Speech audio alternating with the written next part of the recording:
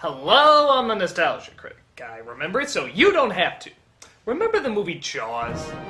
That scary film that made everyone afraid to go back into the water? It took the world by storm. The Spielberg classic was about a giant killer shark who roamed the seas killing people. Swimmers were trapping it like flies, but luckily Roy Schneider came in, said, "Smile, you son of a bitch," and blew the monster to kingdom come, allowing our heroes to live happily ever after.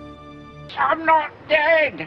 Oh, until he made an unexplained comeback in Jaws 2. Funny, I didn't know sharks could put themselves back together so neatly, but no matter. Schneider is back to save the day. He fights the creature off and once again blows him to smithereens, allowing once again for our heroes to live happily ever after. I feel fine! God, that is until Jaws 3D, where once again the shark can't take a hint that we don't want to see him anymore. Okay, you know the drill. Shark screaming, blow him up, Zero regrets granting filming privileges, and once again our heroes live happily ever after. I feel happy! Oh, Christ! Another one! This shark has more life than a soap opera lead!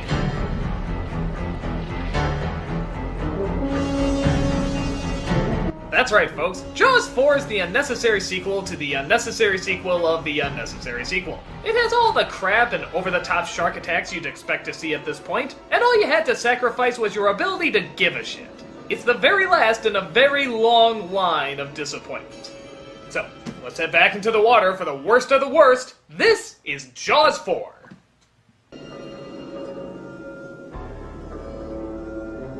See that? God, how many times are we gonna see that shark point of view?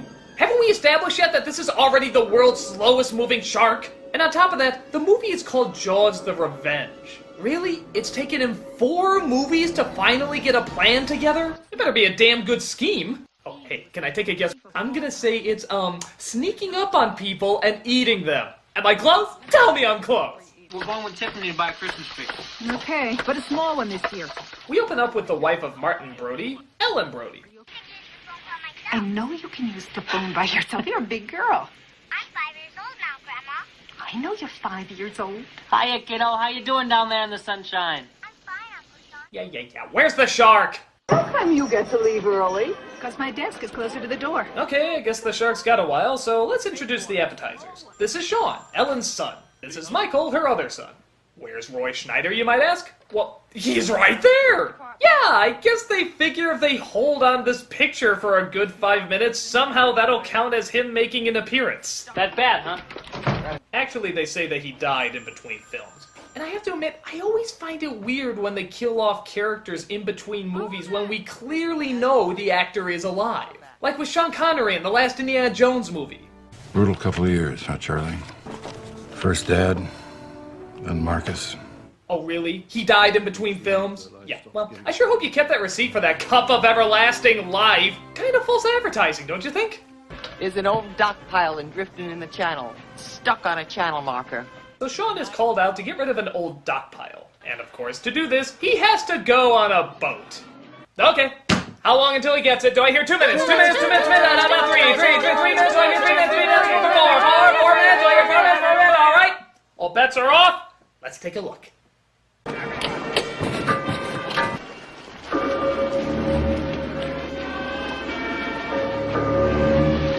It's a trap! And the official answer is 2 minutes! Well done, everybody, well done! He's not quite dead. Shut up. By the way, don't you just love how there's blood already in the water even before he attacks? Maybe he's so intimidating that people just start bleeding before they even see him. So of course, the shark bites him again and takes him under, leaving Sean's mother to deal with the bad news. Okay, will somebody tell Max von Sydow to take off that wig? This is a serious moment. So her other son Michael comes in to try and comfort her, but the pain is too overbearing. She's been out there for hours. How's she doing? No dancing on rainbows, singing show tunes. How do you think she's doing? Thea, you're so grown up. Uncle Sean is dead, you know. Will he ever come back? I don't know. If you can blow up a shark 3 times, I'm sure Uncle Sean has a shot. But Ellen is convinced this is not just your everyday shark-eating incredibly large boat incident. There must be a connection. You came for him. What? It waited all this time and it came for him. Waited all this time? Where? Was he filling up on SNL cast members for practice? I want you to get out of the water. What? Come on, sit down, will you? We'll get dinner. I don't It's all want right. anyone in my family anywhere near the water. Never again. Never. Oh, now where is this coming from? Can't believe that voodoo. Sharks don't commit murder. They don't pick out a person. It picked out Sean. It killed your father. Dad died from a heart attack. He died from fear. The fear of it killed him. Ah, so it's the fear of the shark that killed him. That's interesting considering how he kicked this thing, swam around it, and blew it up twice in 2 movies. Yeah, I'm sorry, but that's really insulting to his character. I mean, look at this guy. He had more balls than any of us put together. He is fighting a shark. And you're actually gonna say that he died of fear? Well, that's one hell of a delayed response, isn't it? I mean, what, was he just sitting around one day saying, "Holy smokes, that was dangerous"? So they go to Sean's funeral, and in a sort of bizarre scene, she starts laughing. I guess she's thinking of all the good times they had, but look at everybody. They're looking at her like she's totally nuts. A time to mourn and a time to dance. Oh, I'm sorry, I just saw Dick in a box for the first time. Got a hole in my box. So Michael offers his mother to live with him down in the Bahamas, hoping that being surrounded by even more water will somehow cheer her up. Okay, here we go. Airplane ride.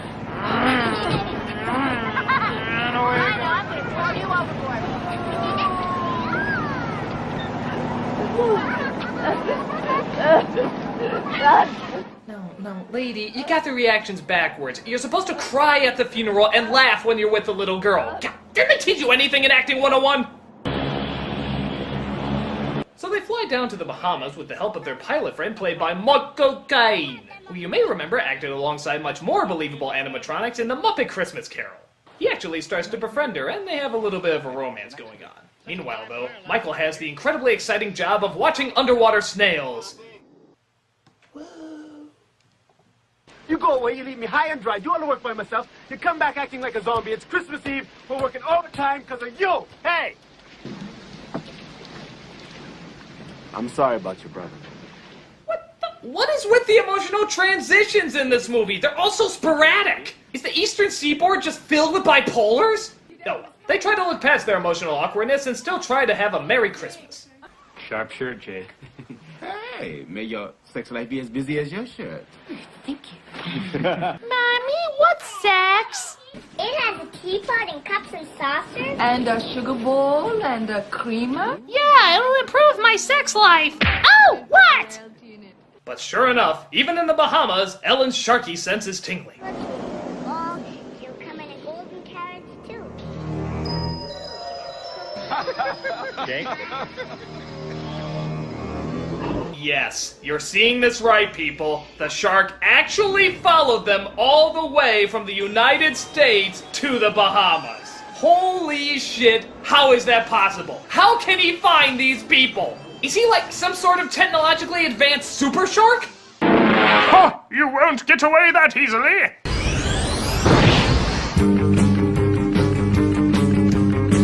He attacks the ship, and oddly enough, the crew looks less terrified and more annoyed. Jesus Christ. Ugh, that is so annoying. We should report him. So, rather than saying, "Holy shit! Sharks can travel miles and miles solely fueled by grudge!" Michael decides he wants to study the creature. Now we're gonna do some real research, boy. Do me a favor, will you? Don't say anything about this to my mom. She would totally ground me. I mean, last time I went out with a shark, I came back after my curfew, I was in so much trouble. So, of course, like a dumbass, he continues to go out into the ocean, trying to tempt the shark.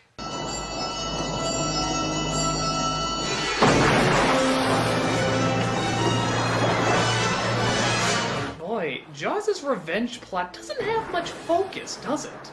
I'll travel miles and miles across the sea just to get my revenge. Ooh, cowling. Nom nom nom nom nom nom nom nom nom. Boy, you guys don't go around for the cheap stuff, do you? Oh, you cockhole! Damn it! Eyes on the prize, J-boy, eyes on the prize! So, to be honest, most of the movie is just Kane and Mrs. Brody getting to know each other better. While once in a while, they'll cut to a shot of the shark. That's it. Yeah, it's like Terms of Endearment if it was interrupted by, oh, I don't know, a Jaws movie! But over time, Jaws manages to get the dart off. I guess he had one of his undersea friends with opposable thumbs help him out. So of course, they have a hard time looking for him. But don't worry, he finds them pretty easily.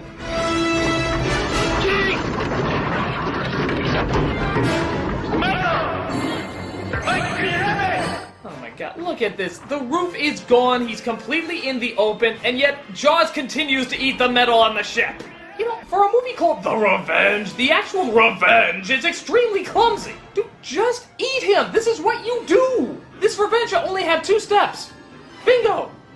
But thank God, just like in every Jaws movie, there's a sunken ship just a few meters away.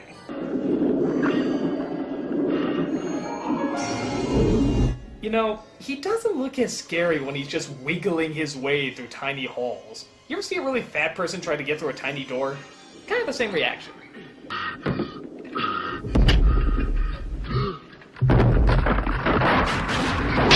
yeah, here comes Kool-Aid, here comes Kool-Aid, I'm gonna save the day. Pull him over here. Lay him down, gently. Give me something for a tourniquet. You gotta stop this bleeding, man. Easy, man. Here, try this. Get that wetsuit off. So, same time tomorrow. Actually, that's exactly what happens. He goes back into the water to fight this thing. But this time, Jaws isn't looking for him. Yeah, his ingenious revenge has now directed him to a beach a couple miles away. Yeah, that's right. The guy is literally throwing himself at him, and he's off at a beach trying to eat some kids. I'm sorry, I really don't get Jaws' plan. I mean, again, here he is, out in the open, and you're eating this banana boat. I mean, okay, I guess you can make the argument that he was going for the granddaughter, but she's right there. He literally ignores her and goes for this other chick. What does she have to do with your plan? What, did she kick you when you're a guppy or something? I'm sorry, I know I'm dwelling on this, but I wouldn't concentrate on this aspect of the revenge if the movie wasn't called The Revenge! And the fact that he traveled so far to pull it off. I mean, if it wasn't the revenge plot he was thinking of all that time, well then what was he thinking of swimming to the Bahamas? Across the sky, double rainbow. Across the sky. But this time, Ellen decides the shark has gone too far. It's time for Jaws to face his greatest opponent yet, an aging, wrinkly, old blonde-haired woman. And this time, it's preposterous. But everyone else decides, hey, that's a fucking weak climax, so they get Michael Caine to fly them out to where she's heading. They don't find her. What do you know about it? Well, she's got the idea in her head that the shark that killed Martin and Sean is following the family. Hey, he's not talking about our shark, eh? What do you do when you're not flying people? I deliver laundry. Purely weird line. But it seems like Jaws is getting closer and closer to his target, and the clock is ticking.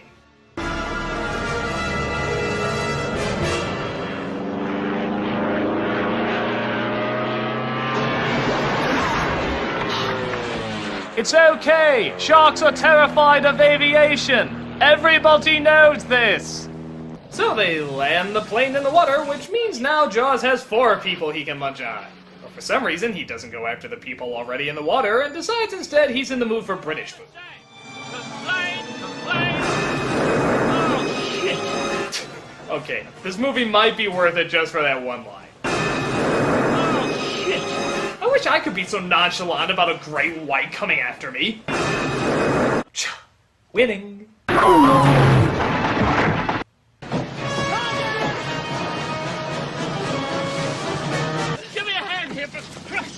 Oh yeah, good thing an aging Michael Caine can outswim a giant killer shark without losing any of his limbs and coming out of the water almost completely dry. Yeah, to quote what you just said earlier, ah shit. But it turns out Jake might have an idea about how to fix the problem. This is all theory, though. If it responds to external electrical impulse, it might respond to one coming from inside it. According to the Life Force Scanalyzer, these rampaging creatures are from Dimension X. We bring an antenna on this, we got a slave unit to shock the hell out of it. Right. Sunlight could reverse a freezing process. But it's morning in the Congo. I'm rigging the receiver. If it works, we get it inside that bastard, and then we set it off. A positronic subprocessor detected high-frequency interphasic signatures from the organisms. Yeah, the short version is a blinking light will make him mad. So that's what they try.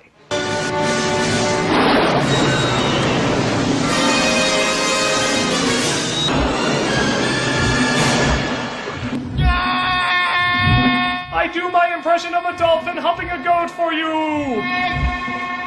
Well, because it worked so well the first time, they're gonna try blinking the light on him again.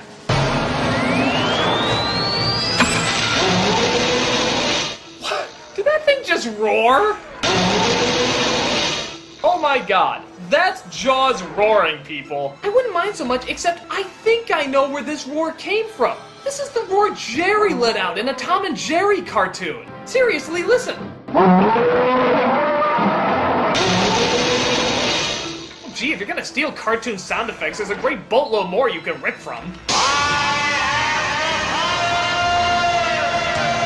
So Ellen, in a fit of rage, starts driving the boat towards the shark. Not exactly sure what that's gonna do, but let's find out. Smile, you son of a bitch! What the hell? He just blew up!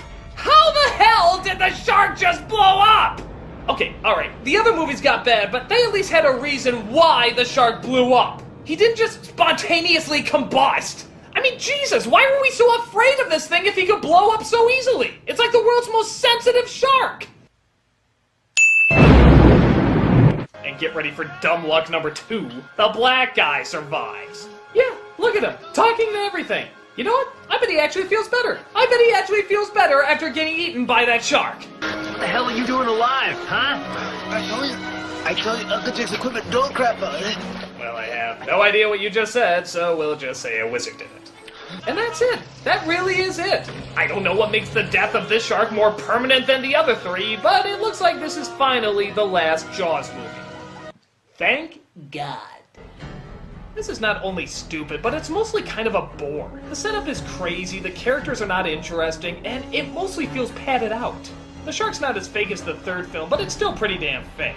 And for a film called The Revenge, it's a pretty lame revenge! Trust me when I say it's safe to go back in the water because anything is better than sitting in your living room and watching this piece of shit! I'm the Nostalgia Critic. And I deliver laundry.